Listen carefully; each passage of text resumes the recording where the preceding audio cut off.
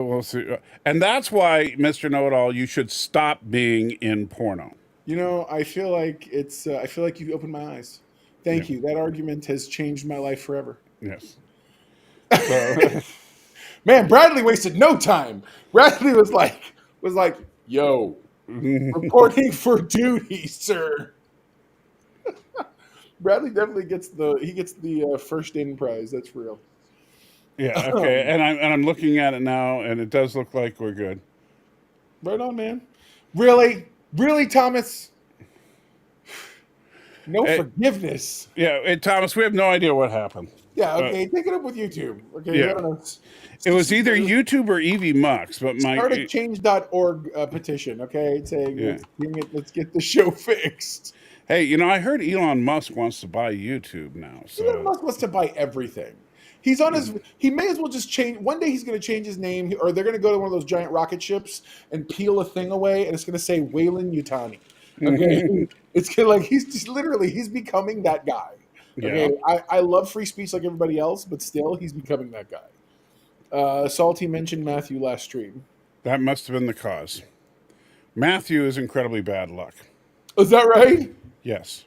Mike Richards, and we're back. Yes. All right. Hi, everybody. So we'll give it a minute for everybody to figure out that we're on a different Everyone to stream. funnel back in who was there a minute ago. Yeah.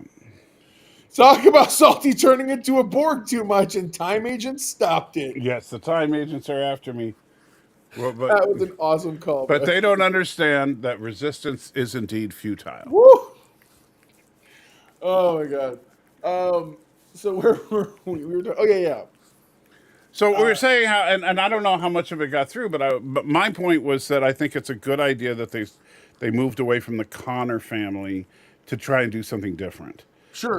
Did it work perfectly? No, but I think that it hopefully will show Hollywood that they can make a Terminator movie without Arnold Schwarzenegger and the rest. Literally, not even his voice. Yeah, you don't need Arnold Schwarzenegger to make a good Terminator movie.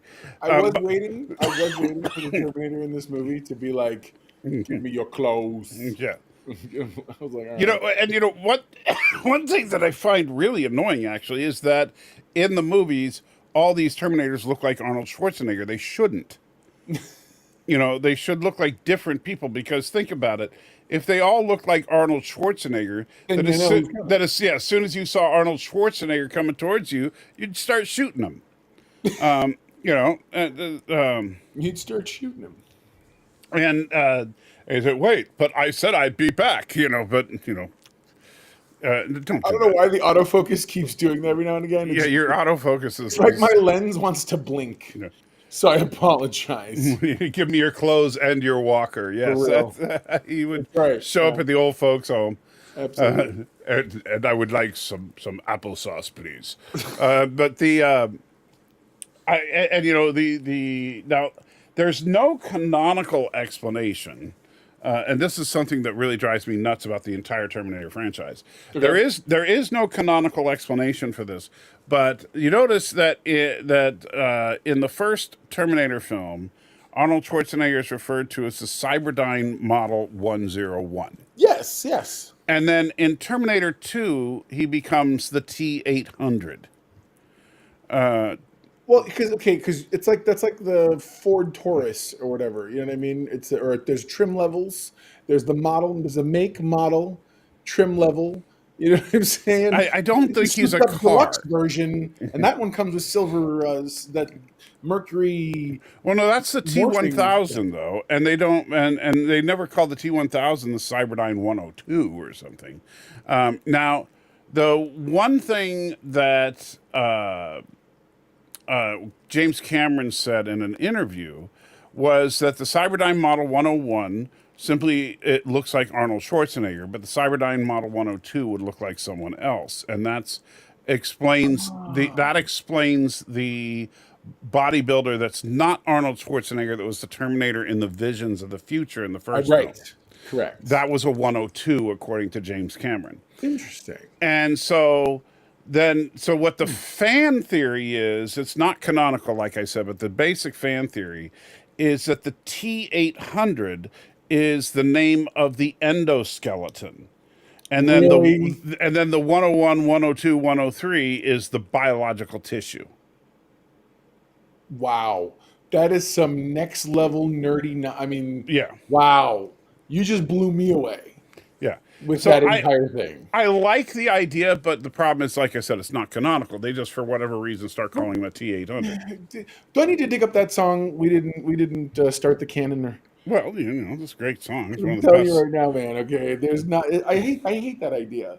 That it's like, because here's the thing: we've sort of been playing with canon this whole time.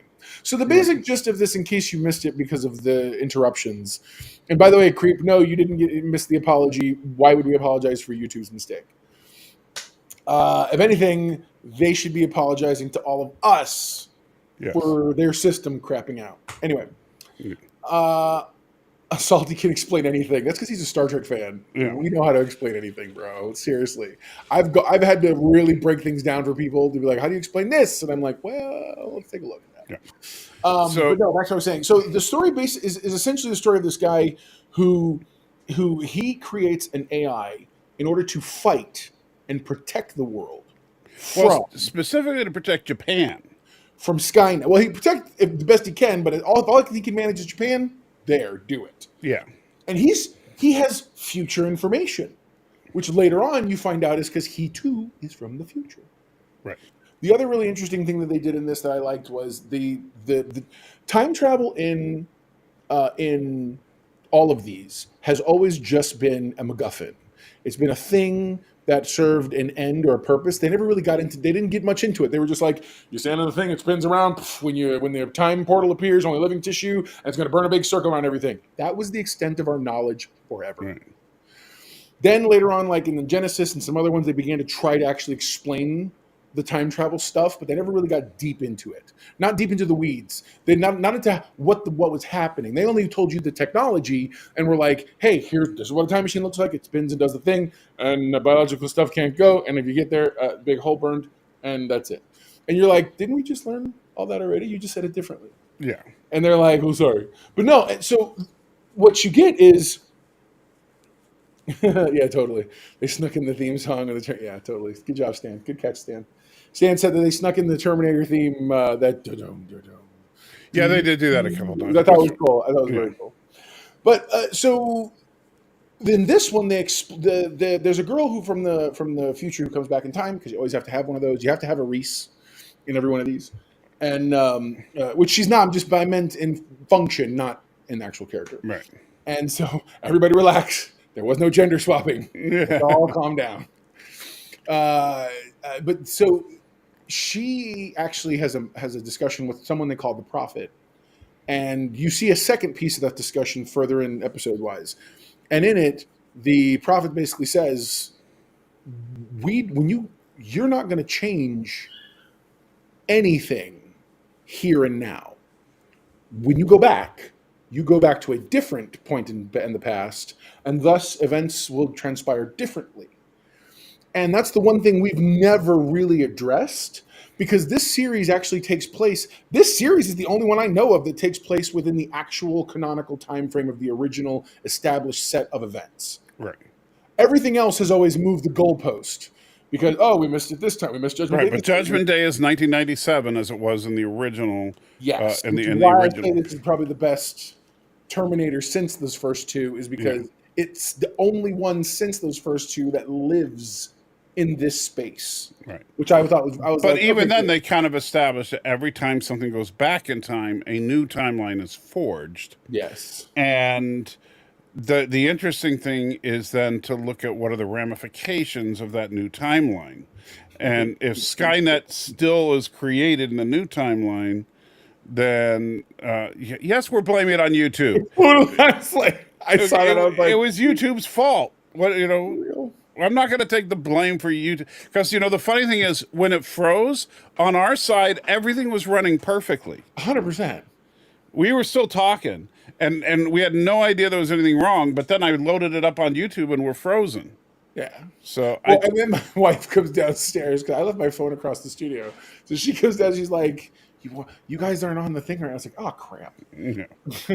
And my kids all like, what happened to the stream? And it's like, yeah, I know. Now the first 'Cause, movie I does have a forced my little bit family of to a watch. yeah. The first movie has a bootstrap paradox because Here it comes. Yeah. Hang on. Before you get too deep in the weeds, I love this stuff. Yeah. Salty did the same thing for Star Trek stuff. I was so hoping when I was watching, I was like, this is going to be the part that really he's going to latch on to. So please, because now remember, for some people, this is their first time seeing Nerd Fights. You got to explain what the bootstrap paradox is briefly. So, briefly, the bootstrap paradox is a problem with you go back in time and you cause an event to happen, then where did the original event that would make you go back in time come from? Or as Star Trek colloquially likes to refer to it as the what do they call it? Oh my gosh, the predestination paradox. Yeah, predestination paradox. Yeah, so it's such a fun, clever name, but I think bootstrap paradox is better. Yeah, so in the case of the first Terminator film, Kyle Reese goes back in time, impregnates Sarah Connor. Sarah Connor becomes the mother of John Connor. John Connor is the reason the Terminator was sent back in time, and Kyle Reese went back in time to chase the Terminator.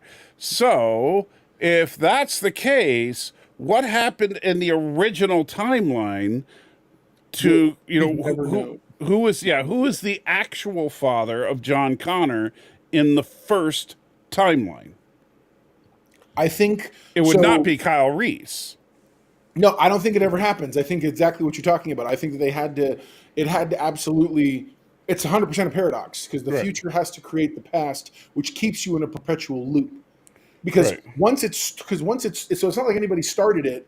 It's almost, that's a lie, because it almost means that using that concept, that means time would have started at that point when he sends him back. Right. Ooh, maybe that's what it was. Maybe that was the original version of the timeline.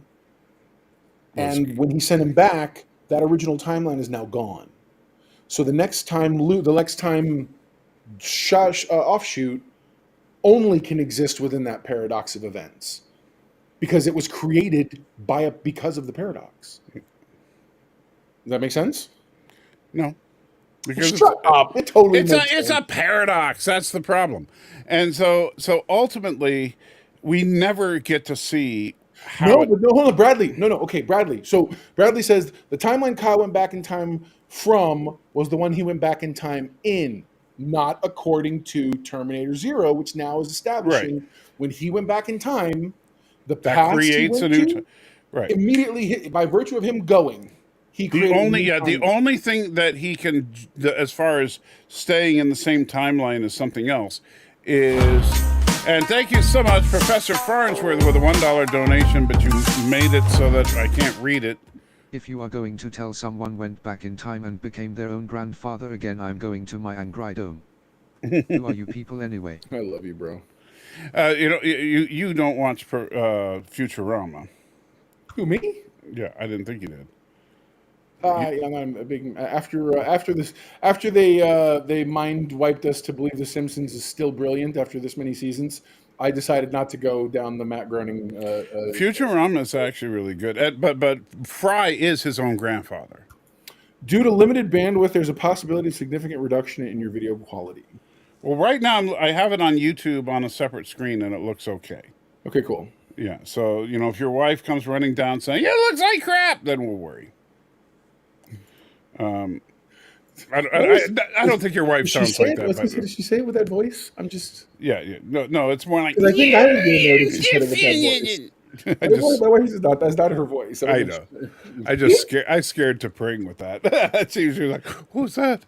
It was the Wicked Witch of the West, which is not Mrs. Know-It-All. She seems like a very nice lady. No, she's wonderful, but she can do the laugh. She can do the Wicked Witch of the West laugh. Well, you'll have to have her do something. She does Witch Hazel from Hanna-Barbera. Well, don't worry. It's not even a thing you have to ask her to do. Just make her laugh. Well, no, what you got to do is record her laughing for the intro when we start talking about Agatha. Oh, my God, I love you. I would totally do that.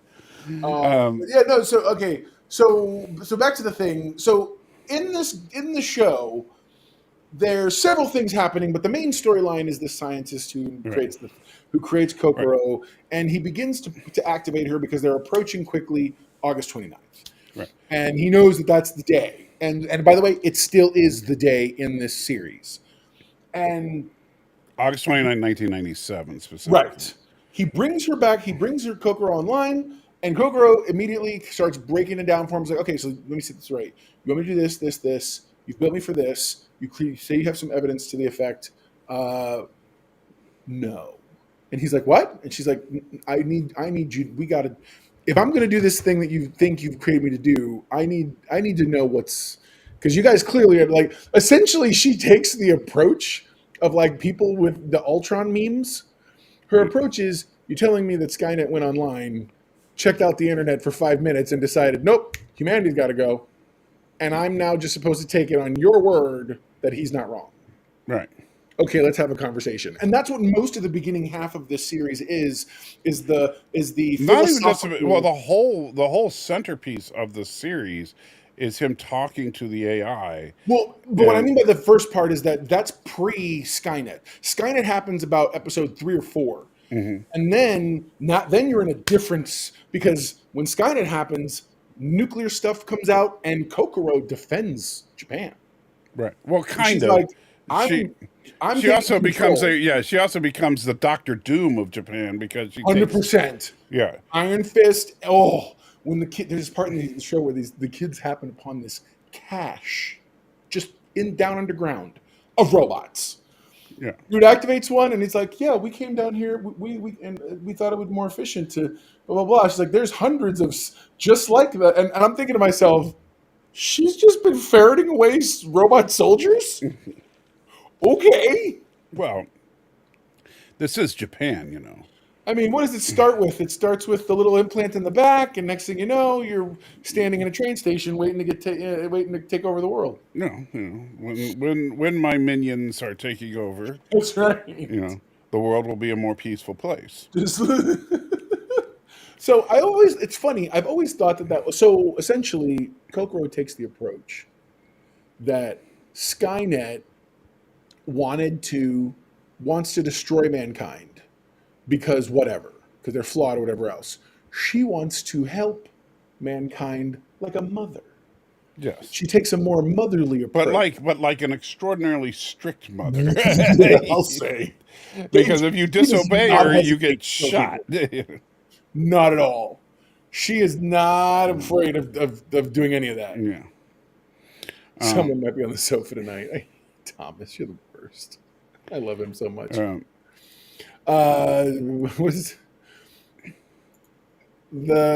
you go. Bradley said, the thing that scares me is the future people will be talking about these movies, saying they made movies about this and still let AI be born. Well, that's the funny thing. It's like, okay, well, first of all, and I know Mr. Know-It-All agrees with me on this. Yeah. From a philosophical perspective, I do not believe Skynet is possible in the true sense. I don't think that if a machine can suddenly gain sentience just because it's got advanced in the programming. Yeah, that being said, it's a mistake. Yeah, that's a mistake because the one thing that every cautionary tale, if you will, illustrates, or fails to illustrate rather, is that magic moment. Mm-hmm. We always see things before, we see them after, but you never see that moment when the spark of life takes or the programming breaks down a certain way. It's just is. You know even in Westworld. Well, you know what I think is honestly probably the best done version of this type of thing, with an AI that becomes sentient and is there. I don't know, Salty. I feel like you should feel attacked for this one, just so you're. Yeah, I know. That's because, we were talking about the rap songs that I made, and people didn't like it because they're a bunch of, they would have liked it probably if I did like country western or something. Bunch of jerks. Anyway, this is becoming a fun conversation. Yeah, but Stanley goes, people are worried about Elon putting his new AI learning system online. See, I'm not worried about that at all. But what I'm trying to say is like that. I think as far as from a writing perspective, I think probably the best, most convincing AI becoming a living thing that I've seen would be the Ultimate Computer from the original series of Star Trek. Because in that particular case, the explanation is that the computer is a direct copy of Dr. Daystrom's brain. Right. And so, it was basically, well, they didn't really suggest that the computer was a living sentient thing as much as that it processed information in the same way Daystrom would. Right, that makes sense. Which, to be fair, there's a story that I've written that I'm actually working on, which is the same kind of premise. It basically is the world needs a certain character from fiction, and this one scientist discovers, well, if you take all of the events from their stories and feed it a certain way, then you should, by all virtue of having nurture versus nature, it should create and produce the same thought process, algorithmic thinking, that same idea. So it's a guess. What you just said, I believe, is probably, and even that, I think, would still be it would be closer than, say, data, but I still think I still think it's sort of a simulacra of life. Right. Because it's never, it can't, how do I say, it lacks a soul. I don't know how to put it, put it more. I'm not trying to be philosophical. But that is a problem. Is that machines are not living, thinking beings, Correct. and I don't think consciousness is just something that you need. As soon as you get enough transistors on a circuit, you're going to have consciousness. I don't think it works that way. I agree. That being said, if you programmed a computer to do evil things, it will do evil things.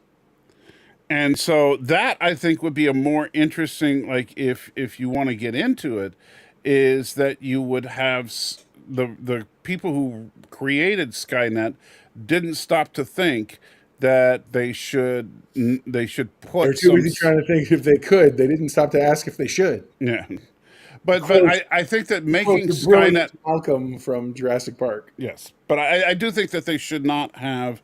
They really played up the idea that Skynet becomes a conscious, sentient being. I think more it should be that Skynet, when it was put online, they basically didn't stop to think that the computer with its difference engine just calculated that the best way to protect humanity is to eliminate it due to a flaw in the code. Bradley Briggs asked, will humanity's mistake be making machines in our form and programming them to be like us? No, I think the mistake is having the hubris to think that we're even capable of that level of creative power. Right. I feel like because we can make really good programs, right now there's a video game that is essentially as close as you're going to get to, say, the little holodeck box that they stuck Moriarty and his girlfriend in Star Trek, because it's a video game that generates worlds as you travel through it. Mm-hmm. So you can just go, and it's going to create algorithmically a planet with everything that you need to. If you want to go down and explore, it's got it all. And I feel like that is not an infinity. That isn't creation. We aren't living in that virtual thing, right? Contrary to what people want to believe these days. So, yeah. All right. So interesting Frankenstein paradox. That's an interesting question. So this movie or this series, after Skynet actually happens, yep. and the AI decides to protect Japan, then it gets down to, should the AI allow people to have freedoms and continue to protect Japan, or should it just give in to Skynet? She's essentially Q. She decides, I've said this is not rescue. This is a stay of execution. Y'all got to prove to me if you're what you're about. Yes. Why? So she puts humanity on trial, basically. She totally does. Now, there are a couple of things in this that I didn't care for, like the idea that the main character, Malcolm, that he keeps saying things like, "Well, I have evidence, but I won't tell you right now. I'll tell you later." Yeah. And it's like, come on, tell her now. Well, maybe you could have prevented a nuclear war if you'd told her a little earlier. Right. And the idea is and that's when you find out he's actually from the future, and how she came about. Yeah, which is interesting. It's an interesting story in and of itself. Yes, where he tried to create a computer system with true free will. Because he felt like Skynet wasn't. Skynet was a weapon we made to be a weapon. Right. So the fact that it concluded we needed to be destroyed is so it basically it served its purpose. Which is kind of interesting because that means this is the first time they kind of suggest Skynet wasn't really sentient, but that his Yeah. computer was. Yes. I agree with that 1,000%. Yeah. So I do think there's some really interesting ideas there. Agreed. but A I lot of good stuff. but I do think it gets lost in these massive scenes of exposition dump. So okay, what you're describing as the youngest person on this stream currently, what you're describing is the essence of anime. As we're watching it, my wife she looks at me and a couple times, or because she caught it in passing. She wasn't actually sitting down dedicated to watching, and she's like, they talk a lot, and I was like, well, because anime has always been about this is strictly a medium. We're telling you a story. Where a Western animation's always about, here's the rock'em sock'em, here's the this, here's the that, here's the colors, here's the whatever. Japanese anime is like, this is a form of cinema. This is a form you're gonna Right, but even if it was cinema, I think it was too exposition heavy. Sure. Well, what else? I mean, what else do you do in a play where it's the easiest thing to tell a story is have people talk to each other? You know what I mean? Anyway, I'm not saying it's right. I'm just saying I understand why they do it. Right. I mean, it's funny. That's what sold this to me as being an anime. Mm-hmm. The other thing I thought was interesting was, unlike normal quote unquote animes, this was done by a lot of the Netflix stuff is done by American Powerhouse Animation and some American based companies doing this what they call adult animation style. Mm-hmm. But this is a genuine Studio IG is a genuine. They've been doing anime forever. Animes I watched years ago. Right, and it does feel like it's not a bad anime. No, it's done. Yeah, it's done very well in that regard. Yeah, but they're also telling an amazing story that is through the eyes of the Japanese culture. Because Kokoro takes the form of a three-pronged spirit. It's a spirit that's broken up into three parts. And there's actually a fourth part, which is somehow more like the communication, something else. But each one serves, and over time talking with dude, they begin to merge. It's very interesting until they become like Super Saiyan. She's all glowing yellow and the whole thing, and she's all of them combined. And what's funny is what I do love, and I'm so glad that I chose the blue light. They had such harsh edge lights in this thing. Yes. Anyway, sorry. But yeah, so and then so at the end of the day, she basically does give Japan its stay of execution. Yes. So it's got a happy-ish ending, even though most of the world has been destroyed. And in fact, they do end with what's that? Oh, it's another attack by Skynet. We're stopping it.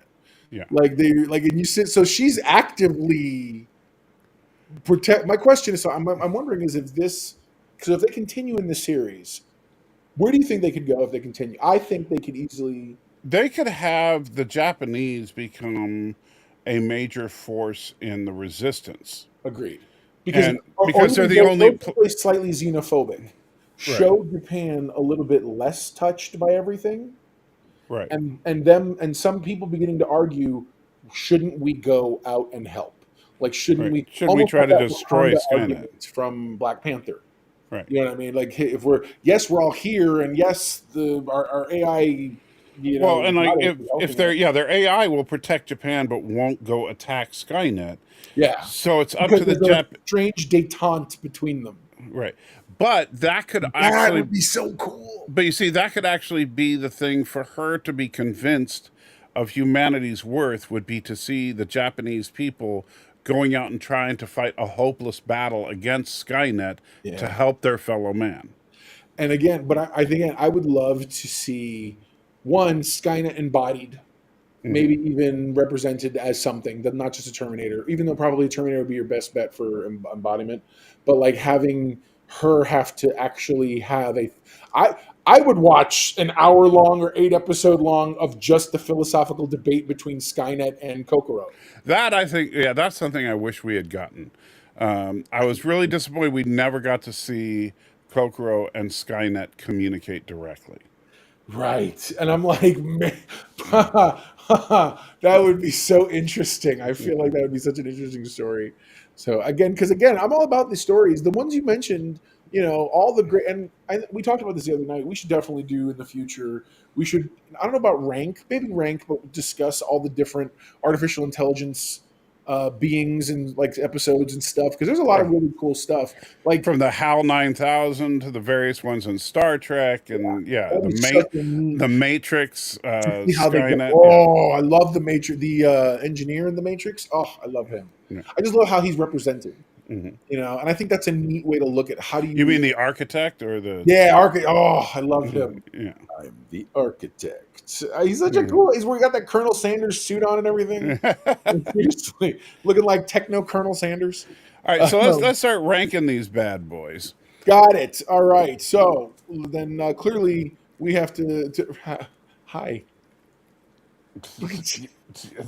Hi to bring. Yes, this is not your show. I'm sorry, it's That's not. hilarious. She's just. So we're going to talk about the very first one that started the whole thing. Terminator. No, totally. Directed by James Cameron, the original movie launched the franchise, blends sci-fi and slasher horror. Let's talk a little bit about Arnold Schwarzenegger, and he was such an interesting star for them to choose. Well, and the funny thing, he wasn't the choice though. Oh, that's right. That's right. Michael Biehn was going to be the Terminator, and Arnold was supposed to be Kyle. And it wasn't until Arnold and James Cameron had a conversation about it that they figured the Terminator should be Arnold. And Relentless. yeah. And honestly, that was probably the smartest thing that Arnold Schwarzenegger ever did, not just for that movie, but for his entire career. Agreed. Because this is probably his single most iconic role. I definitely believe that as well. I do. And I, okay, I love this movie. I'm not gonna lie, this is my favorite movie of the entire franchise. I think it is an absolutely perfect horror film. Yeah. The only way you could improve it would be to update some of the visual effects. But even then, I liked what they think of what they did with the time. Well, no, I'm not saying like at the time it was great. Don't get me wrong. But there are some shots where you're like, okay, the Ray Harryhausen type stop motion animation can only take you so far. It's true. It ends up looking like Kyle Reese is fighting the skeletons from Jason and the Argonauts. Clash of the Titans. Yes, yeah. So I'm just like, okay, I get that that's what they had to do. But there's also like to me, like the biggest flaws of the movie is like you'll see where they used an obvious puppet of the Terminator, like when you see him move his head around and looking, and then it's stop motion when you see him walking. Yeah, and so you can tell that's not the same thing. No, one looks like a stationary bust that's designed to move around nice and smoothly while the cameraman's on a dolly. You know what I mean? Versus the other one where it's like there's no blur, there's no motion blur because that's not possible with stop motion, and it walks very, and you're like, really, guys, what are you doing? Right. And let's be real, like the scene where he rips out his eyeball and stuff at the time was so grotesque and creepy, and now you look at it and it's like, wow, that head looks really fake. That's it's awesome. Okay, so where do you? So it's got to be an S tier for me. This is like the best of the best. I'm down. I'm good. I'm good with that. I absolutely think that it's deserving of an S tier. Yeah. So then from that one, from the ashes of that one, we have the very, very funny. I say funny because who would have thought? Like, who says to themselves, you know what we need to do? We need to go ahead and have the enemy or the bad guy from the last movie be the hero in this one. Wait a minute. Is that file number 2? I thought there was a different file number 2. Are you looking at file number 3? I'm looking at file number 3. My mistake. Yeah. Give me just a moment. I will. I'll find. Because see, you told me not to look too hard, so I didn't look too. Oh God, I hate you so much. What is this? It's a real movie. Are you serious? Yeah. When did this happen? Okay, fine. Lady Terminator. Yes. Lady mates, then she terminates. Oh yes. Oh yes. Lady Terminator. Okay, so the reason Thomas mentioned that I talked about Matthew before. Sure. Matthew and I used to do a thing called Movie Night with Matthew, where we would watch really bad movies, and this is one of the movies we watched together. Got it. Lady Terminator starts out absolutely not. It starts out as like this weird fantasy thing that's like, back several hundred years ago, and some witch is killed, and Are you serious? yeah, I'm absolutely serious. And then wait, then it fast forwards to the modern day. Now this was made in 1989 to give you, so it is before Terminator 2. Sure. So modern day. And in the modern day, the girl that you see on the cover here, she's on a boat hanging out with her friends, and then she falls off the boat into the water where she's kidnapped by this witch who now lives in the sea. And As one does. yes, and the witch straps her down to a bed and has an eel swim up into her. I'm so done. And so then What is happening here? and so then at that point she becomes possessed by the witch, right?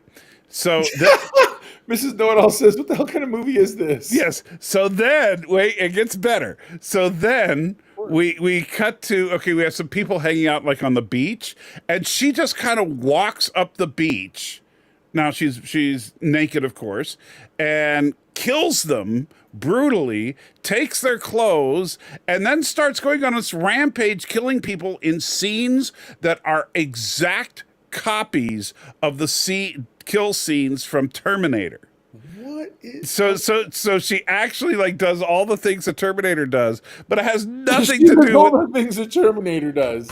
as far as the way she's killing people. Yeah, no, I got it. But she's killing them not because she's a robot. She's killing them because she's got a snake up her stuff, and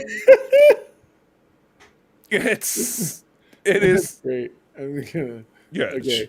All right. So we're sure. Where are we ranking? Oh, this is guy? definitely F tier. It's just I had to put that in there because No, legit. Yeah. It's okay. It's All okay. I'm glad you introduced me to that by way of this. And Mrs. Know-It-All says we definitely have a movie night ahead of us sometime. oh yeah. You don't want to miss this one. You don't want to miss this one. No, if you like boobs, by the way, there's a lot of them in this movie. So But that was the era. Like seriously. yeah. Oh my God, Deo says it's canonical. Just another universe. Yes, it It's is. part of the Terminator multiverse. Yes. This is the prime timeline. This is how it all got started. That's why there was no Kyle because in the beginning, Yeah, because it was a snake. That's right. So, okay. My rib hurts so bad. Oh my God, it's great. I'll have to look and see if I still have Lady Terminator so I can let you That's watch it. hilarious to me right now. It is so bad. Okay, Terminator. So Terminator 2, Judgment Day. Directed by James Cameron, it's a genre-defining sequel that amped up the action, introduced the heroic T-800, the iconic villain, the T-1000.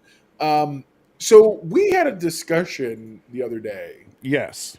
because I believe you have a fairly interesting hot take. And I know this is a very unpopular opinion, but I don't care Come because on. I just tell it the way I see it. That's I all tell I it can- like I sees it. Yeah. This is the most overrated film in the franchise. Do you hear?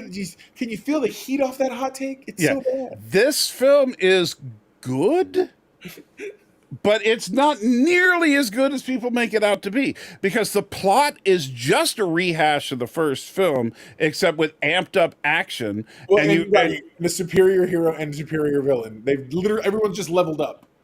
Well, yeah. I wouldn't say superior necessarily, but leveled up is a good way to describe it. For sure. More powerful. So I said to you, and I would love to get your take now, since Mm-hmm. anyone talked about yesterday. I thought this was sort of the same evolution as Alien to Aliens in terms of the first one was clearly a sci-fi slasher horror inspired movie.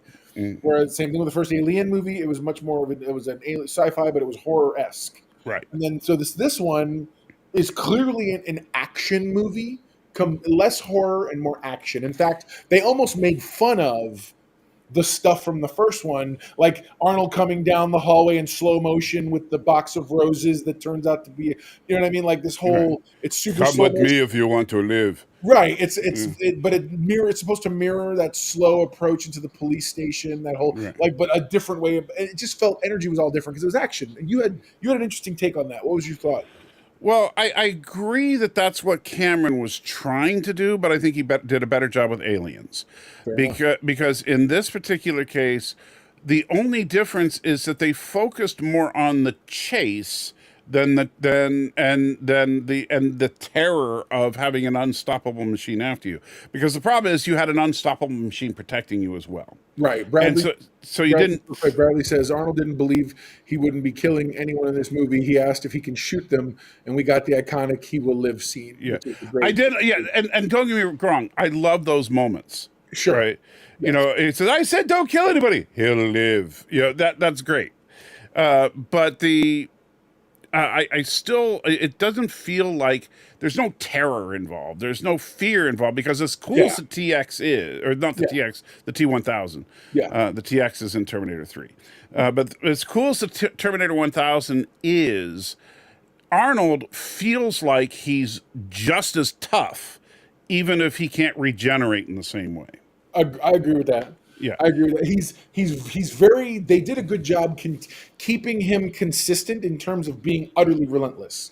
Right, but Kyle Reese, no way he can win hand to hand, but he's still going to give it everything he's got in his T-800 body. Yeah. He's like, I'm gonna go like of course. Yeah. And my favorite's when they're fighting along this concrete wall, and both of them are just punching massive holes in solid poured concrete, and it's like, oh my god, it's brilliant. But like Kyle Reese never had a prayer against the Terminator, right? No. You know, when Kyle actually stopped and went hand to hand against the Terminator, he was promptly killed. You know, and rightly so, and that left Sarah on her own. Right. You know, in this, Arnold never dies. You know, until they drop him into the vat just to bury the evidence. With the yeah. I love the little torch. Yeah, that was.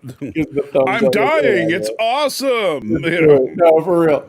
So, okay. So this, I liked. What are some of your favorite moments from this movie in general? Because I know that you said it doesn't hold up, but there's still fun. There's still fun things in it. Right. I like the fact that Arnold does a good job, for the most part, of acting like a machine programmed to follow the orders of a boy. And you think of some of the orders he gives, and that makes perfect sense. Like when he's like, stand on one leg, you know, and he just does it. And he's like, I got my own Terminator, you know, and then you know, he picks a fight with a couple of douchebags because he knows he has a Terminator on his side. Yep. You know, stuff like that. And Lee says shotgun reload, best part. Yeah, the shotgun reload on the motorcycle, really cool stuff. Like, shut up. There's definitely there's some cool action set pieces in this. Very. But things that were so iconic, they've had to try to repeat them in future movies. Right. Like they really have. Everyone tries to repeat that riverbed run, whatever. Yeah, with the truck and stuff. In some way, shape, or form. Well, not just that, but think about how don't they do that in 3 with that like pet camper thing? Yeah, she's got like a big old construction crane that she's trying to run him down with. Come on, man. It's cool. But like the shotgun reload, I mean, now it's like almost a thing where any action movie has to have someone doing some kind of really cool reload sequence. Even if it's their arms. Yeah, you know. Well, but no, think about like Deadpool and Wolverine when totally. Yeah. That whole thing, as silly as it was, where he's throwing clips up and catching him with the gun, and virtually impossible as all that is. But it looks cool. Yeah. But you probably wouldn't have gotten that if it wasn't for Terminator 2. Oh, no, I agree. Terminator 2, it definitely set a lot of tone for a lot of things. Yeah. I enjoyed it. It's funny. I don't know that I was always like, it's the best. I mean, I do think it's probably the best of the movies. I think other movies try too hard to do some stuff. I think the first movie is really good. I think the first movie took a long time to get where it was going, but I think that's more a product of how stories were told back in that time. Well, it's also the fact that it's a horror film. Agreed. So it was more building that tension, building up some things. I Right. get it. I get it. And of course, the biggest sin that Terminator 2 makes for me is the fact that they spoiled that Arnold was the hero in the trailers. Yeah, Dale just said the same thing. Sorry, Brad. I'll get back to you in a second, Bradley. He goes, I was too young at the time, but did they ruin the plot twist in the trailer? They did, and when you watch the movie, if somehow you find someone who's never seen the movie and doesn't know anything about it, Yeah. you put it in, and you don't know until Arnold takes a shot at the T-1000 who's the hero. Agreed. And No, so, absolutely agreed. yeah, and in So fact, Bradley it's, Briggs said Men in Black massive futuristic guns still have pump action. Yes, sir. That deserves absolutely a salute. hey, Absolutely. the Star Trek Picard season 3, Beverly Crusher has a pump action phaser, which I will never forgive Terry Metalis for that. Never. Come on, it's awesome. No, I want to punch him in the face for that one. A pump action phaser, really? And by the way, not only that, a pump action phaser, when you run out of ammo, it says ammo is empty. So now all the bad guys know you got nothing. So Not if they don't speak English. Sure have universal translators going. but Stan, so back to the Alien to Aliens thing as far as Terminator to Terminator 2. While he does go from being a pure horror movie to trying to go to an action movie, I think that the problem is that it's still just a rehash of the exact same plot, just done with action instead of horror. Yeah. Whereas Yeah. Aliens had a very different plot than Alien. In Alien, the crew was caught unaware by a parasitic being on their ship. In Aliens, they're going after him.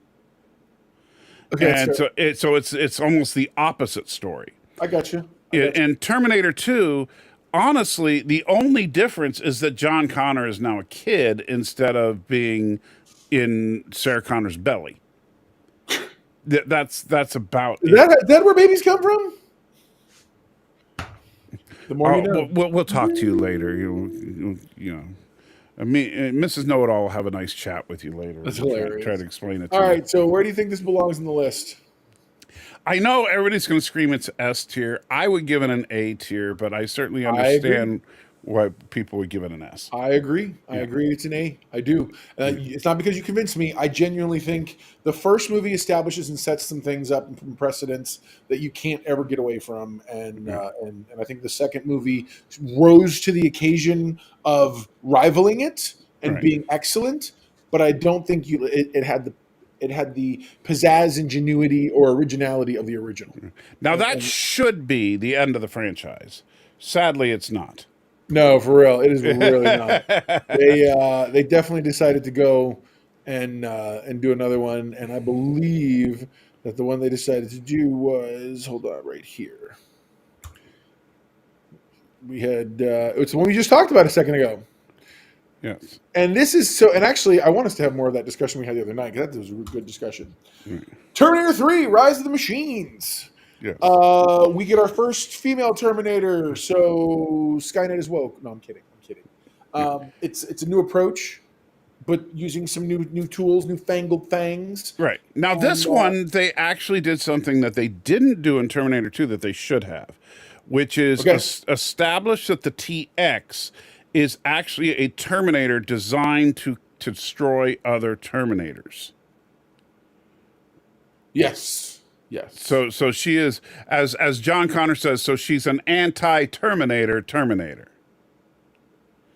Right. And that's actually, don't get me wrong, I'm not saying Terminator 3 was a great movie, but I really do like the fact that they went there with it, that she clearly, unlike the T-1000, she clearly overpowered Arnie. So these are things that I definitely think are part of remember how I said each movie brings something unique to the franchise? Yeah. And I definitely think that's something that this movie did, was it didn't shy away from trying something. Was it incredibly successful? I don't know, but I did enjoy the story. I felt like I'm a happy ending guy, and I love the fact that, spoilers, you don't get that with this movie. No, this In movie, fact, this movie is about the futility of fighting Judgment Day. right?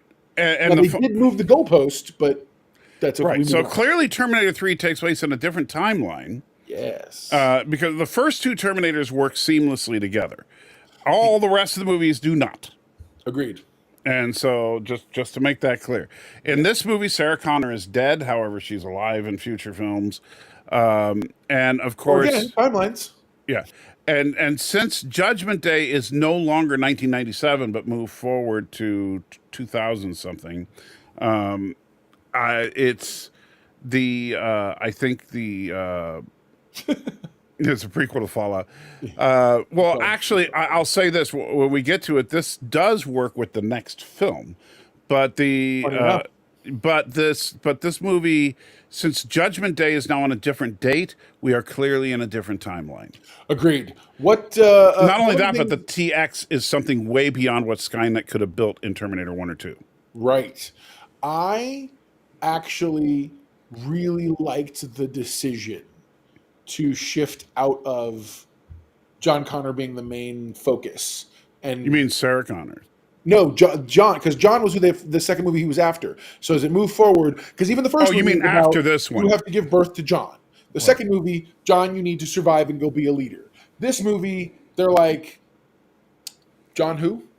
I'm not remotely worried about him. Well, that's because the Terminator couldn't find John, so it started killing his lieutenants. I love that so much. Yeah. But then you find out who sent dude back. Right. Was Oh, come on, Thomas. John Wick goes a triple timeline. Please. Like it's the first time Salty. There's a lot more than three timeline. in the Terminator, I will tell you, because almost every movie from this point on is a different timeline. Agreed. No, I agree.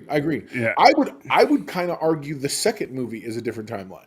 I would argue every single one of these has been because I don't think Terminator judging by the 2 rules of is. Zero, every time they go back in time, they create a new offshoot.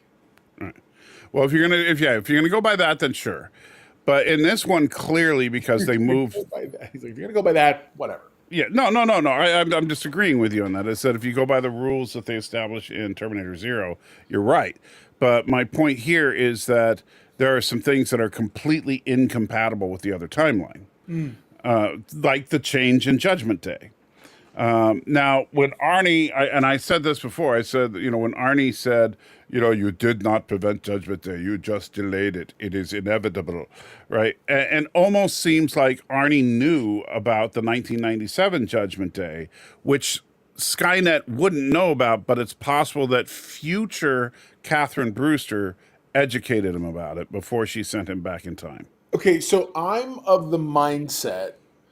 So I think I mentioned this briefly to you the other night when we were talking about this. Or there's more historical documents about it, something like that. I believe that I think that from the moment time travel was invented and people started using it, or they started using it, I think Skynet has been purpose. So imagine you're here, whatever here or here on the screen. So we'll do it this way. Imagine you're here, and someone goes back in time. So you're like, oh my God, quick, things are changing. Send someone back to fix it. Send someone back to fix it. Send someone back to fix it. I think they've always been working from the same point. And it isn't until, I believe, possibly the next movie, that the whole thing changed, or is it until they introduce Legion? Well, but that's the last movie. I think this But I'm is saying, like, that is, but okay, see- no, you're right. I think even the next movie, the problem is with this one. If Judgment Day is on a different date in the future that Arnie comes from, right. then it's not the same future as the future from the first two films. So there's some question in the chat about whether or not you love Genesis, and Mike Richards says Genesis is movie forbidden. Yeah, Genesis is movie forbidden. Money more. Stan, this is a great question. The question Stan asks is, did Skynet invent time travel? I don't believe that that's the case, but I do believe it finished it. Right. By that I mean, unless I'm wrong. Hold on, I'm trying to see. 'Cause I remember reading was it a book or something where it's mentioned that we were on the verge of doing this already, time travel. And Skynet just kind of finished it. All the Skynet stuff happened, goes down, and then eventually that technology is pieced together, and because they're the first ones to do it. Right. The Terminator does it is the first. The Terminator comes back first, so they completed the time machine stuff, Right. and then that's when dude had to send his dad back. Well, the interesting thing too is that like Kyle, while we didn't see it in the future timeline, but Kyle specifically said that after he went back in time, they were going to destroy the time displacement equipment to make Which clearly never happened, and I don't know. Or it did happen, but in a different timeline. They said he never got. No one ever goes back. There's no going back. You'd have to somehow have the capability to you can't. I don't know that you can go back. What do you mean go back? Go back to the future. Well, no, you can, as according to Genesis and the Sarah Connor Chronicles, you can go forward in time. Yeah, but okay. I don't know that I necessarily agree with that, but I do agree with. I know what you're talking about. I don't know that I agree with that idea. But where do you think this lives in the rankings? Honestly, it's not a bad, terrible movie. I think it's crapped on a lot more than it deserves, but I don't think it's nearly as good as the first two. So I would say it's a solid B. Okay, it's good. I was in the same place. I think it's a B. I do. I think it's. I feel like you can't really go further in terms of where the storyline goes without really kind of getting muddy. And and trust me, that absolutely happens in the next one, which we're going to discuss. Oh, boy. But it gets rough. We're entering Salvation territory. So this, I think, is the first movie that I didn't actually like. But I thought there were good ideas here. Yeah, I watched Terminator Salvation yesterday to refresh my memory on it. Did you really? Yes. And there are some good things about it, but there are also some, oh, good for you. Yes, this is the one where Christian Bale had his meltdown on set.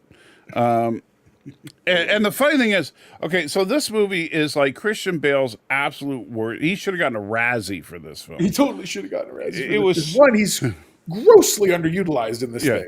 If you could hear me, you're the resistance. I'm not wearing hockey pads. It's just like, come on. This was it was horrible. And really, honestly, if you had cut John Connor out of this film and just made this about Marcus trying to rescue Kyle Reese, I think it would have been a better film. I think John Connor is where, and Michael Ironside, what a joke. Don't get me wrong. I love me some Michael Ironside. He can choose scenery like no one else. Why would you don't beat up Michael? But he was horrible in this. He was sitting on a submarine just to do exposition dumps and basically be the angry cop's boss. That's all he was. You better stop breaking the rules, Connor. It's like, come on. That's what they hired him for, clearly. Yeah.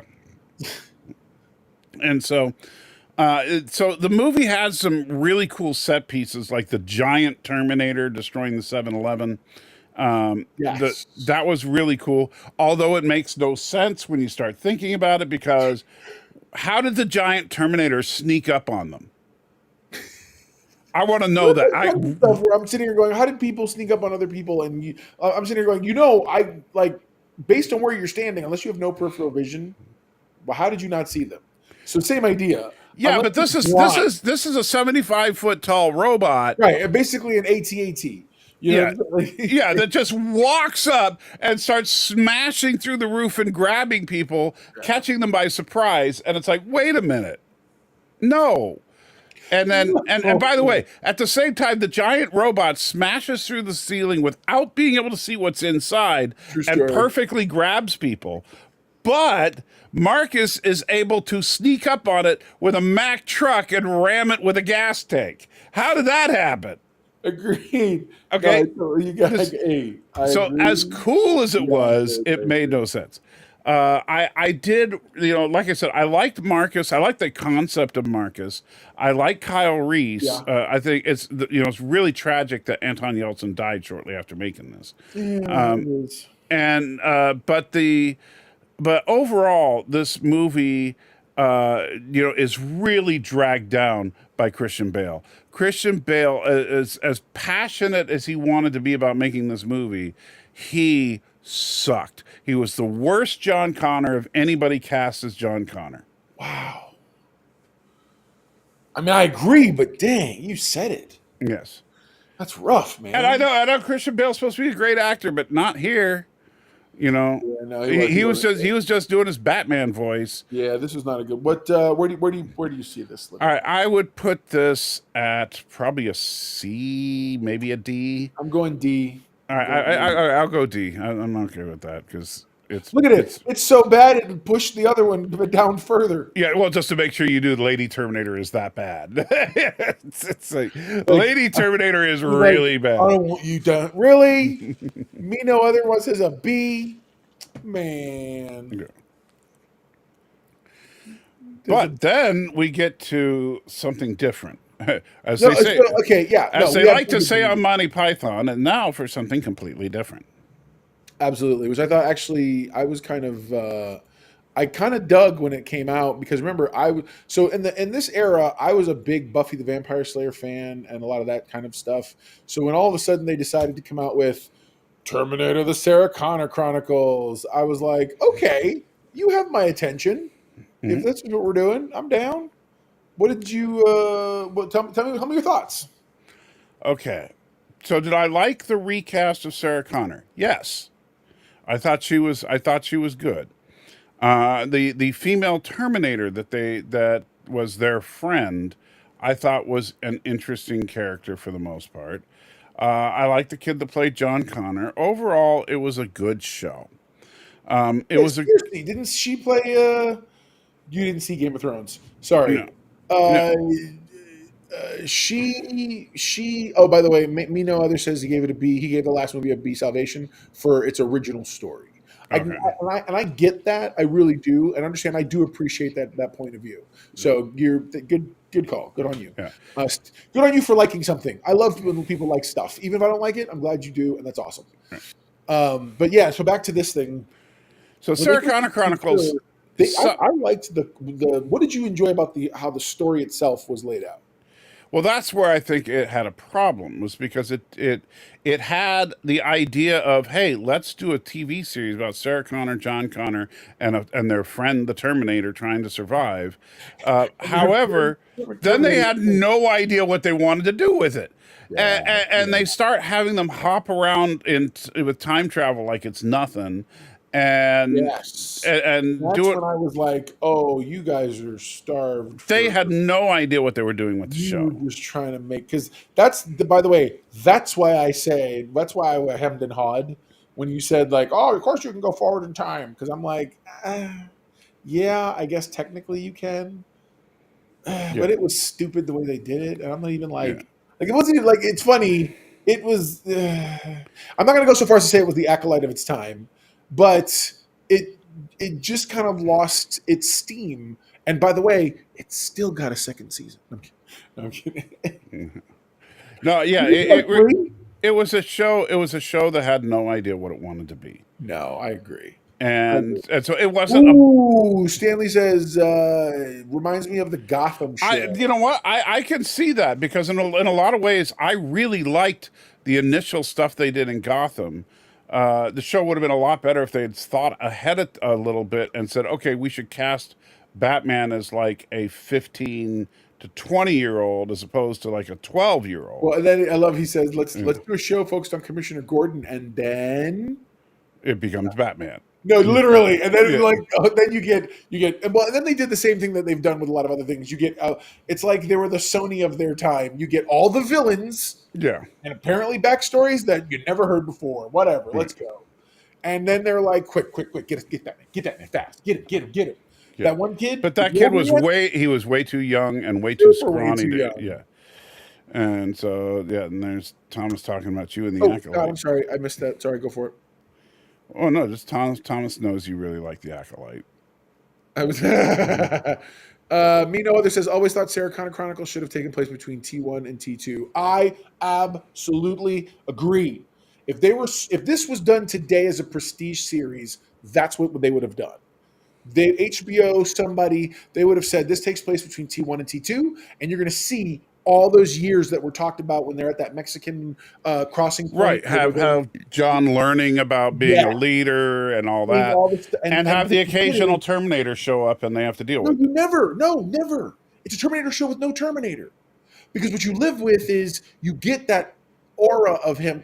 So have her having the most. Anytime you see Terminators, it's them recreating scenes from the first movie and her own mind painting pictures of. Or you know what you could do is kind of like the original concept for Arrow, where you set the show between T1 and T2, but then you have flash forwards of John during the war learning, using the lesson that he learned in the past. And have it, and that could always be. Oh, stop making better shows, sir. Yeah. That's a brilliant idea.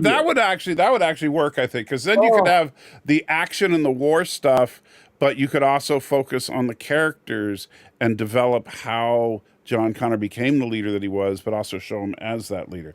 You'd have to have two people playing John Connor that you could really see as the young and the old version. But and if you could pull that off, that could be awesome. Yeah, I agree. I agree with that. Leslie Nielsen as a Terminator would be awesome. It would be awesome.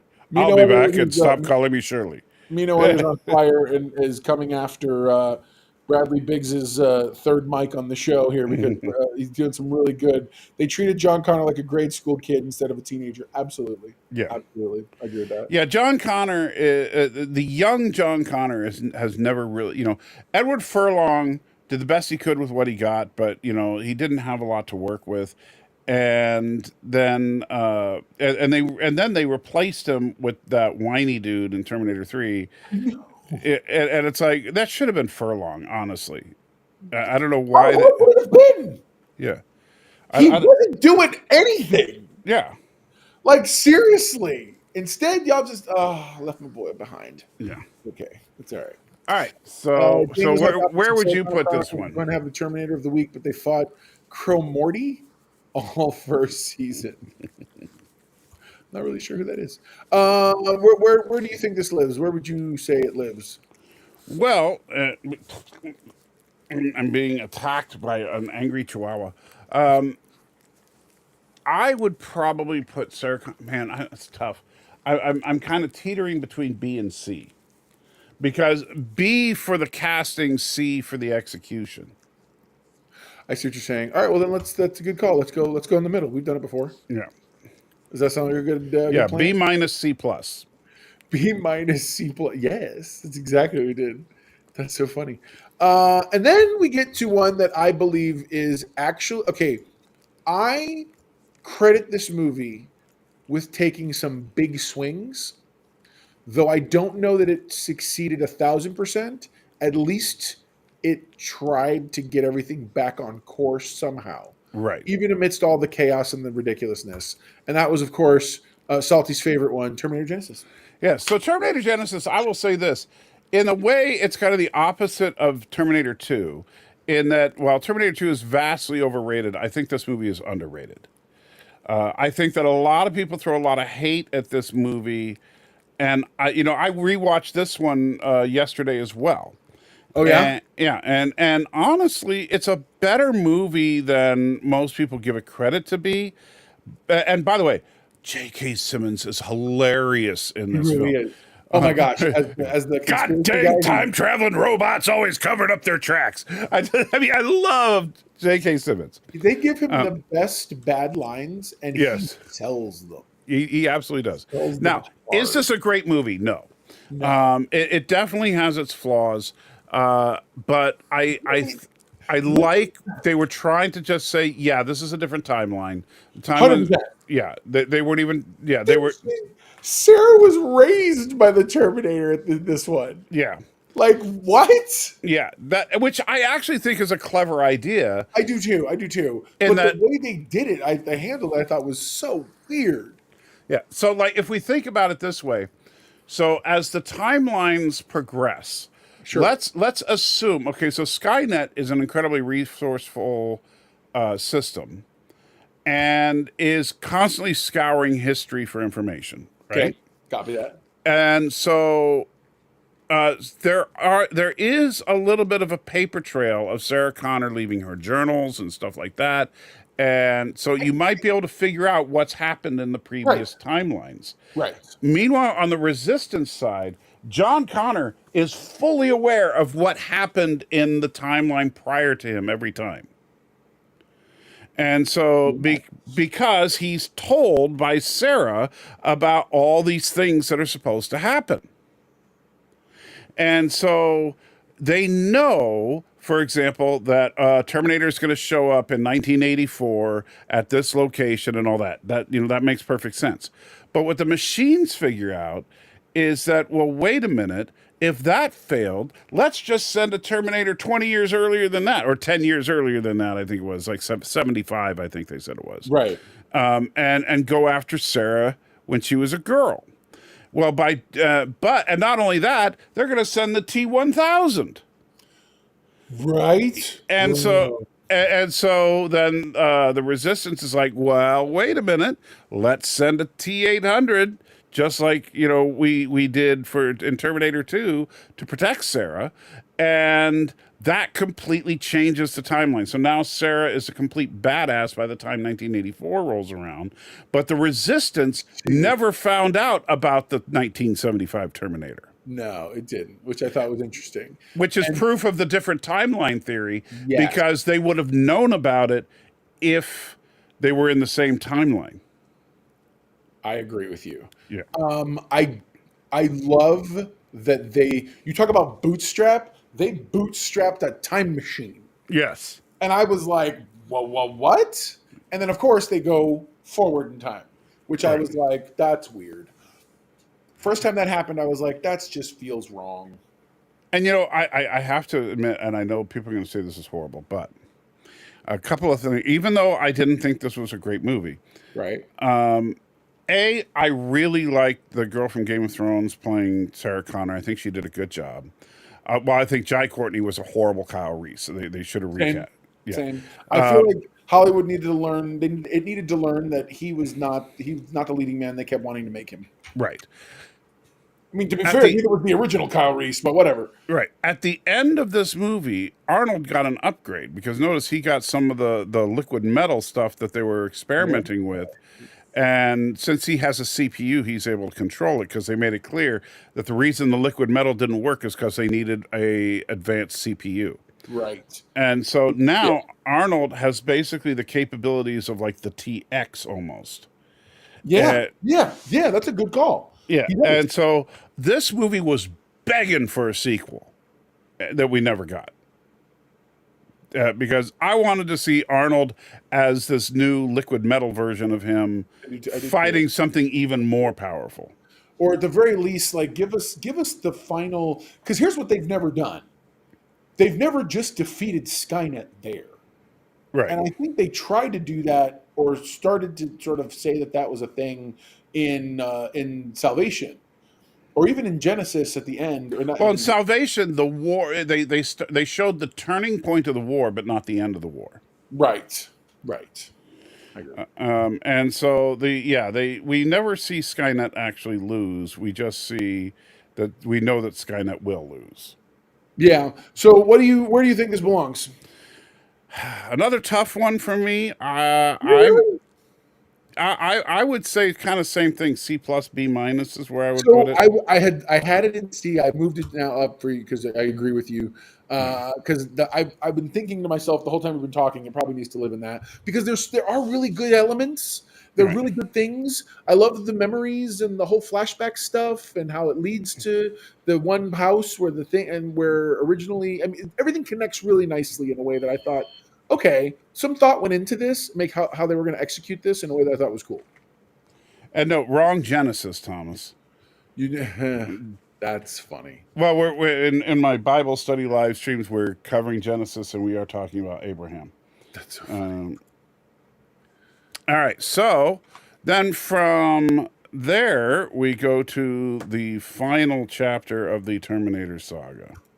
Yes, we do. Terminator Dark Fate. Now, here's what, and I also watched this one just the other day. With I think you have to answer for yourself, sir.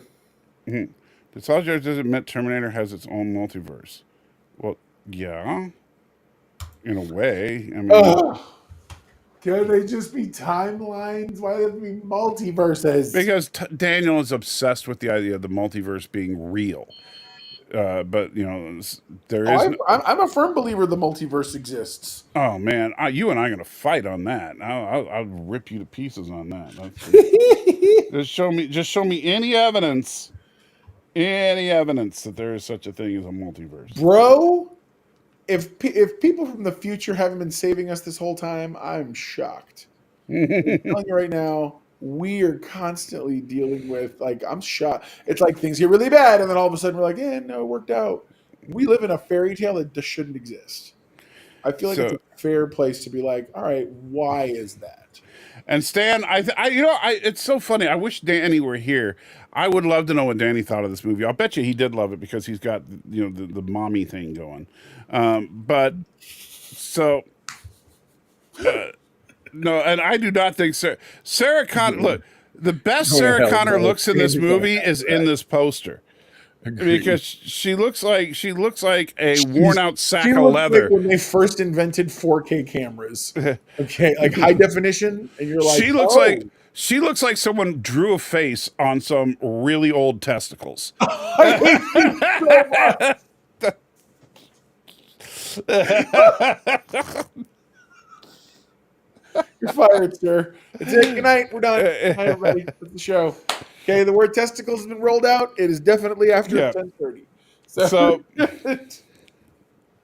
So let's talk about this. This movie is such a wasted opportunity. Oh, I agree with that. There are some elements of this movie that I really do like. Okay. I like, even though some things are really stupid, like a Terminator succeeding in his mission and then saying, well, I'm done. Guess I'll shack up with some lady and call myself Carl. What? I mean, there's no motivation for the Terminator to do this. Explains his actions. Yeah, he said he didn't have any purpose, so he started looking for it within humanity. That makes no sense. Why? Because he's a freaking Terminator and he hasn't been reprogrammed.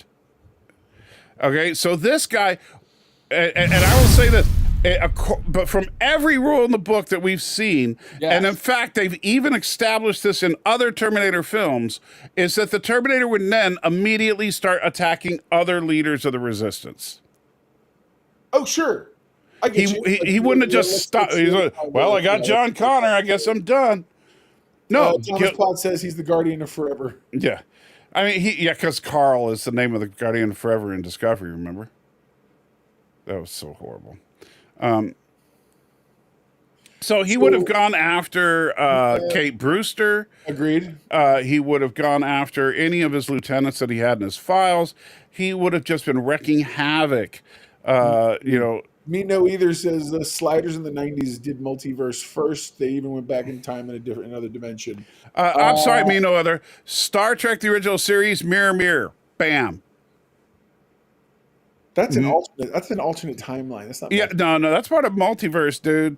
Because Star Trek is a multiverse. I don't know if that's the case, but whatever. In fact, Kirk even calls it a parallel universe.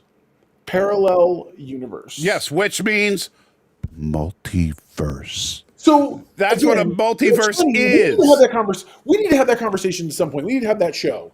That needs to be more of the show. Put that on the list of evergreens that we'll just come up with when there's nothing else to talk about. Right. Because that's the other thing is, I feel like sci-fi has commingled too many concepts. The concept of because Star Trek with Prodigy just got finished trying to paint a picture for us that said, okay, there's alternate timelines. Mm-hmm. Then there's branching universes, events that are changed in the same timeline. Right. So the two things can run side by side. And then there's also multiverse or universes and all higher dimensions of order and understanding and stuff. Right. I'm like, I feel like they were overusing a lot of different concepts. They're just trying to techno babble it. That's the problem. But yeah, I guess you're right. And Star Trek does that way too much. And Stan Lee also said, was Quantum Leap creating multiverses? That's a good question, because he was constantly fixing problems in the timeline. So but here's why I think he was. But it seemed like it was a singular timeline. But he was not directly interacting. We saw that way. Right. Well, he was inhabiting the body of someone else. But the person, I feel like that's the difference. I feel like because once you physically touch foot someplace else, it has now become a different state of being. It's now your presence, so to speak. Right.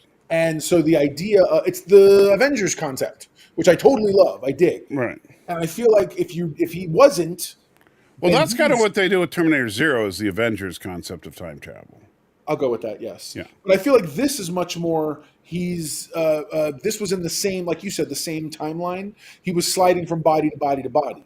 Right. So in that respect, I do. I agree. I think the Quantum Leap was meant to be a singular timeline that he was just trying to keep running. He was like, think of Loki and the sacred timeline. He was trying to keep the timeline in order. That's all. Creep says horizontal universes are his favorite. But here's the problem with Dark Fate. Okay. Is they kill off John Connor just to make the entire movie about Sarah Connor getting a girl now. And really, well, think about it. Funny, I never really looked at it that way, but then I didn't either until I rewatched it, because here's what happened. So Danny is now the future leader of the Resistance, and there's this whole scene where Sarah Connor's like, "Oh yeah, so the reason that hybrid lady's trying to protect you is because your son is going to be the leader of the Resistance. You're just the new me." Right. Then later on, my gosh, you're right. And then later on, she says, "Wait a minute, you're not the new me. You're John." Right. And at the end of this movie, she and Danny, Sarah Connor and Danny, ride off into the sunset together, because she has now replaced John Connor. She's Sarah Connor's daughter now. Yeah.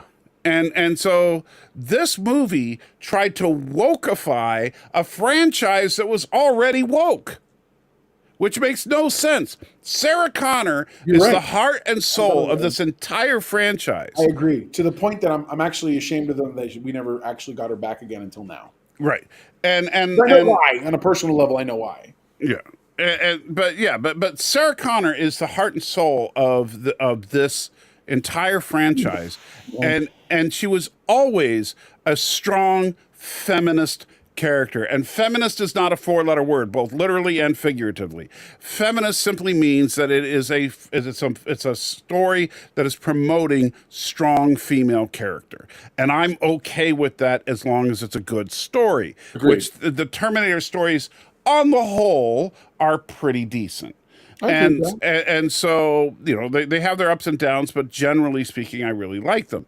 So where do you think this lives? That's the tough thing, because there are some things in this that I really liked. There are some things that I really hated. We could always go the other way and make it a CD. Yeah, I think CD would probably be the appropriate place to put it. Okay. All right. So fair enough. And that's, I think that's, is that no, there's one more. Is this another Terminator? No. Very good. There's only one. Oh, well, yeah, of course. Well, yeah, no, duh. That's, the one right. You are correct, sir. Forgive me for not including the most recent Terminator Zero. Yes. Okay. I think this takes very good engaging swings. I think it it gave us lore we didn't have before, and I will make an argument that based on what this could do for the franchise, or at the very least the template it builds, I think this belongs in. I'm going to jump right to it. I think this belongs in the B category. I'm actually, I was, believe it or not, I was actually thinking between B and A. Really? Yes, because I think it's better than Terminator 3. Oh, for sure. But not as good as Terminator 2. Not at And all. so I think between B and A is a fair place for it because it has a lot of potential to reboot the entire franchise. Yeah, I'll go Uh, there. and hopefully they do something with this. And my biggest hope is that Hollywood learns they can make more Terminator stuff without it being about the Connor family and just have it be other missions that the Terminators are on. And you can, and I would love to see another pure horror Terminator film.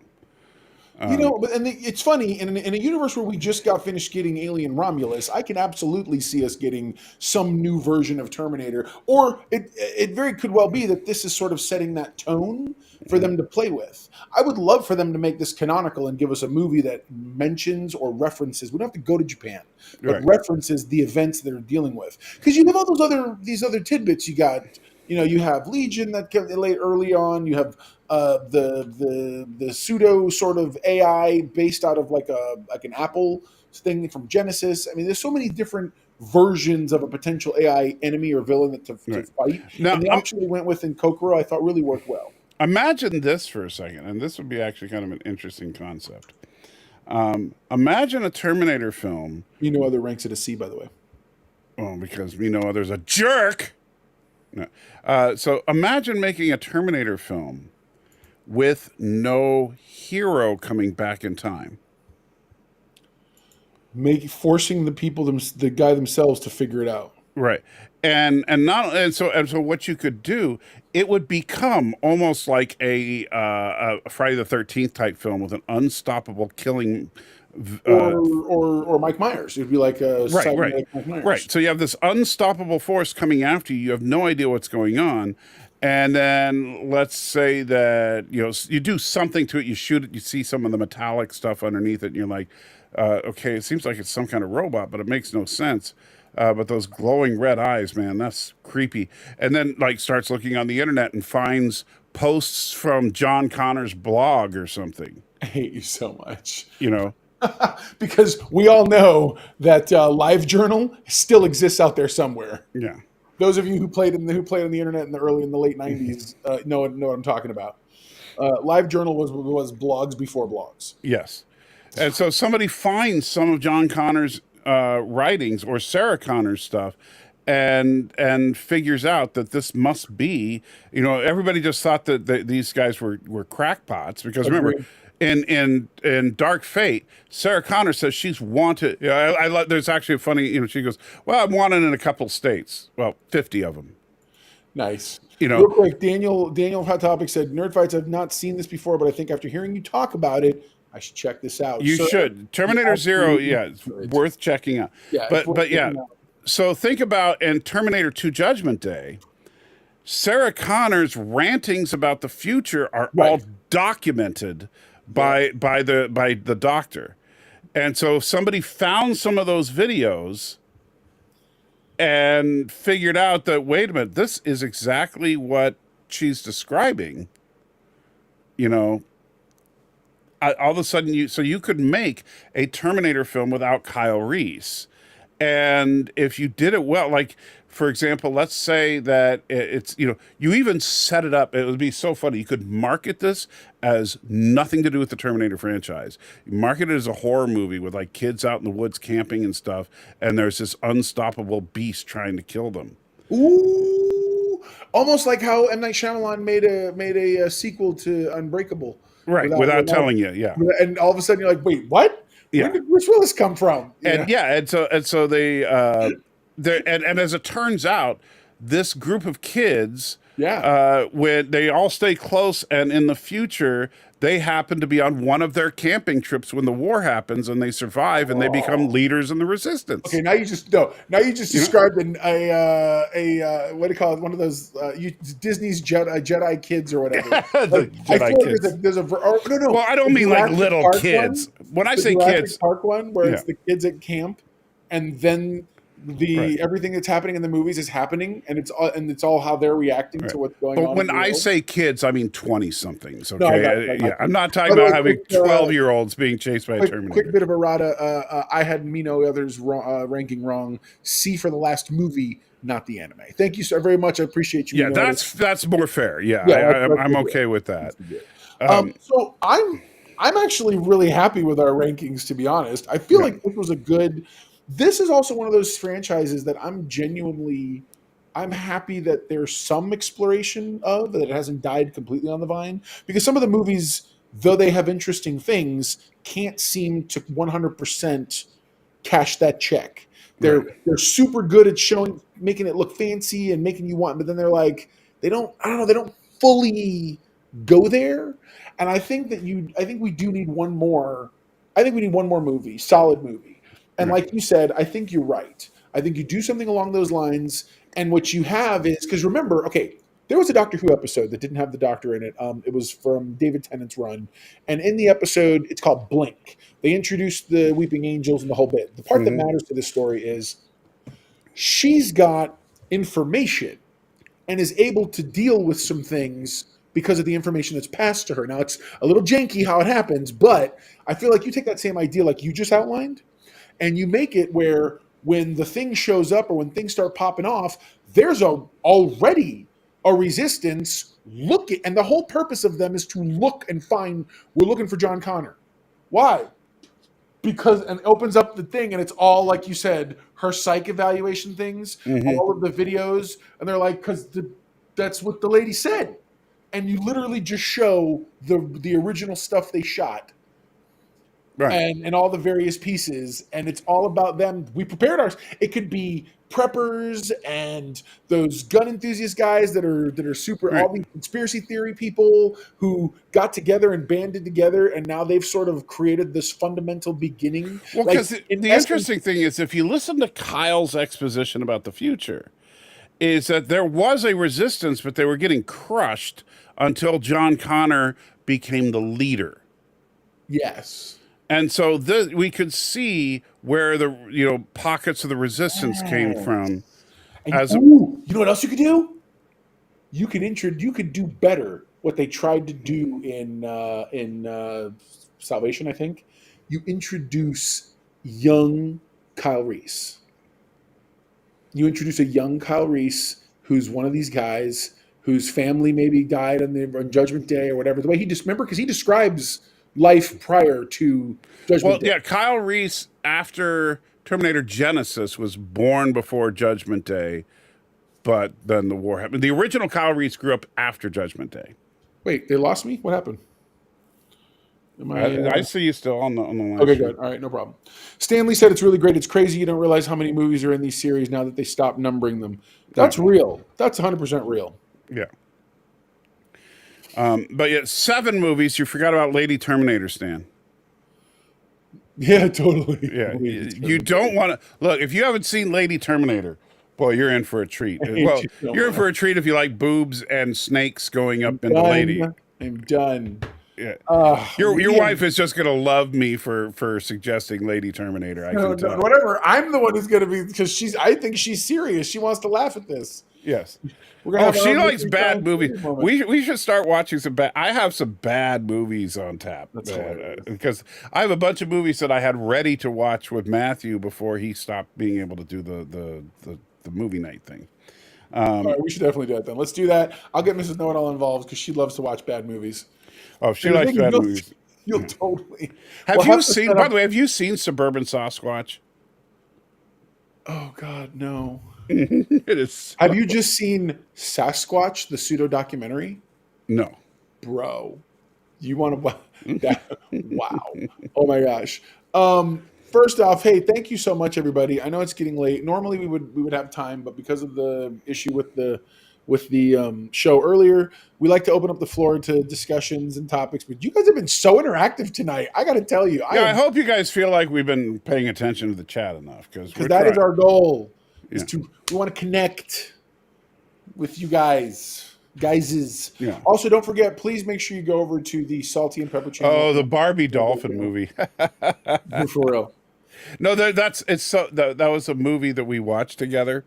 Barbie Dolphin? I can't remember what it was called exactly, but it was a Barbie movie where Barbie was trying to rescue some dolphins that some bad guys were trying to catch. That sounds brilliant. And it was your typical, really. If you've ever seen any of the Barbie, I know you have a girl, so I don't know if you've seen any of the Barbie movies, but they're pretty bad, right? However, there is this one scene that Matthew and I were, because we watched it together on our movie night, just because we were dared to watch a Barbie movie. Sure. And there's this one thing, and we just lost it, and we could not recover from it for the entire live stream. Okay, so Barbie meets this other Barbie who's a mermaid. Okay, and the mermaid Barbie Mermaid Barbie? Yeah, and mermaid Barbie is trying to help Barbie rescue the dolphins. Oh, right? that's awesome. Okay, so now Barbie is swimming in the water, and they're just looking around, right? And she's alone swimming in the water. Then all of a sudden, mermaid Barbie's head pops up out of the water, looks right at Barbie, and says, "There's a cave down there." Okay. Real quick, and we. it's awesome. This is for Creep. Man Bear Pig. Oh, Man Bear Pig, yes. Gotta love me some Man Bear Pig. That's an old reference, bro. Yeah. Digging into the crates. All right, Al yeah, Gore man. and Man Bear Pig. So awesome enough. Some fun things coming up. I want you guys to make sure you keep it. Come back for this week. Saturday is going to be, of course, our next show.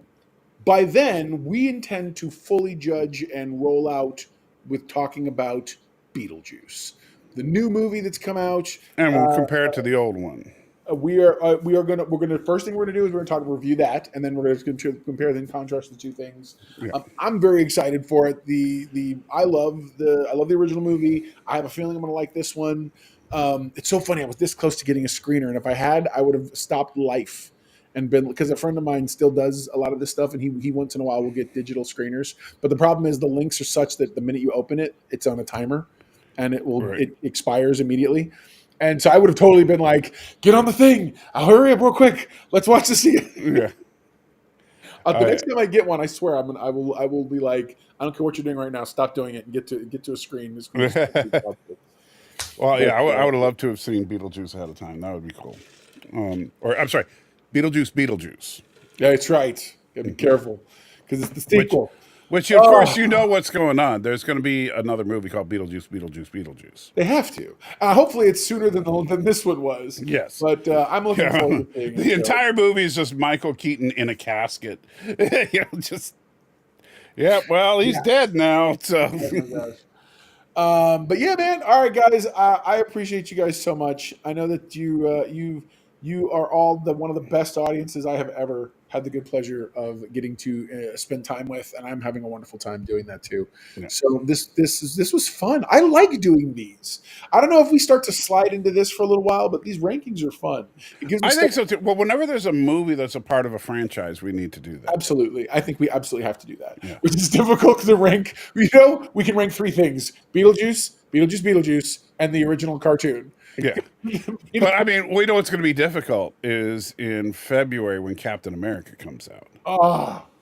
We're going to have to rank the frickin' MCU. Oh, God, I hate you so much. Can't we just rank the Captain Americas? You got to rank all of them?